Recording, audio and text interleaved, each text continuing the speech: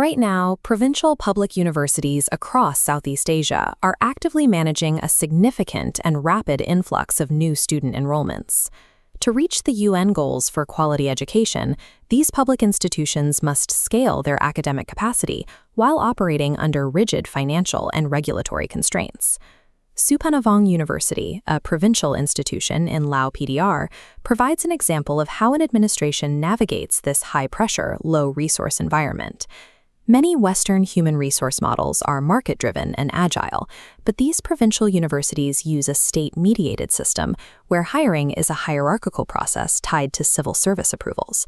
Because of this structure, these institutions rely on a core of government-employed civil servants rather than a flexible pool of short-term academic contractors. When enrollment spikes, the university cannot simply recruit from an open market to quickly fill gaps in the teaching staff.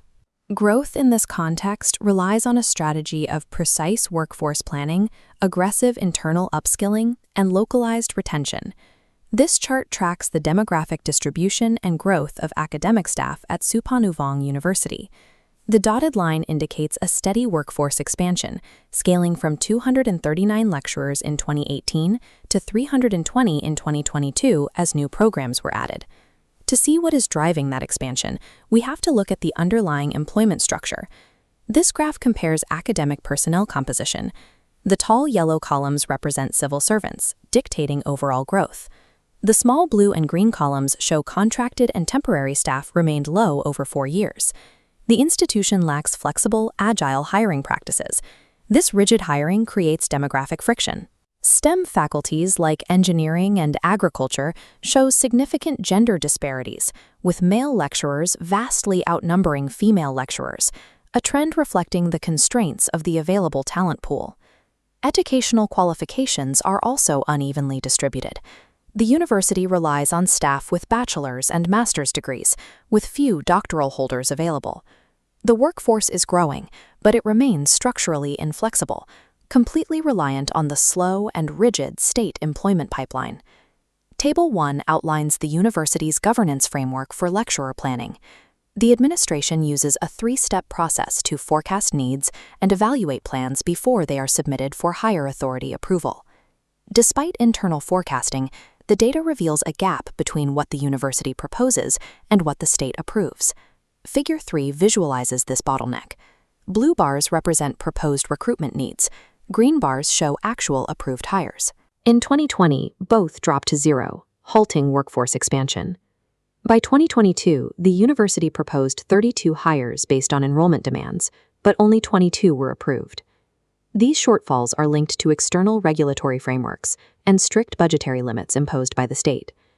Throttling the intake of new staff has downstream effects, significantly increasing faculty workload and severely limiting expansion capacity.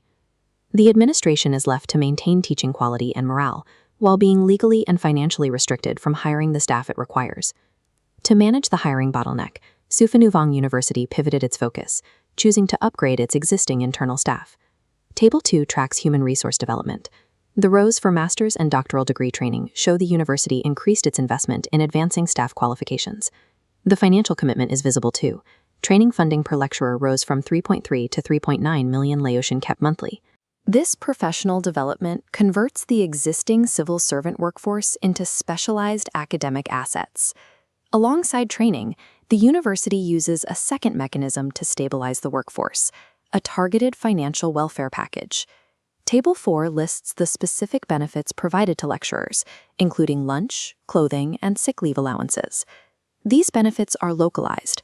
Bonuses for the traditional New Year and family bereavement support serve as cultural stabilizers for the staff.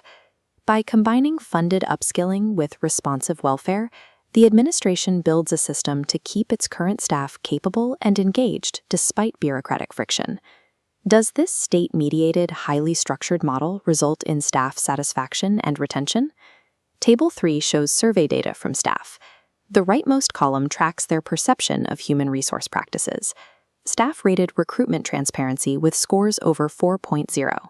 These high scores for allocation and welfare suggest the internal mechanisms meet the expectations of current lecturers.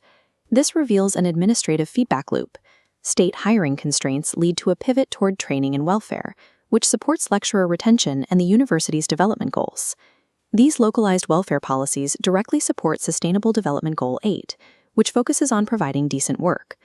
Retaining an upskilled workforce also ensures the institution can continue to provide quality education, as outlined in Sustainable Development Goal 4. In this context, effective management is less about acquiring external talent and more about building a system to retain and develop existing staff.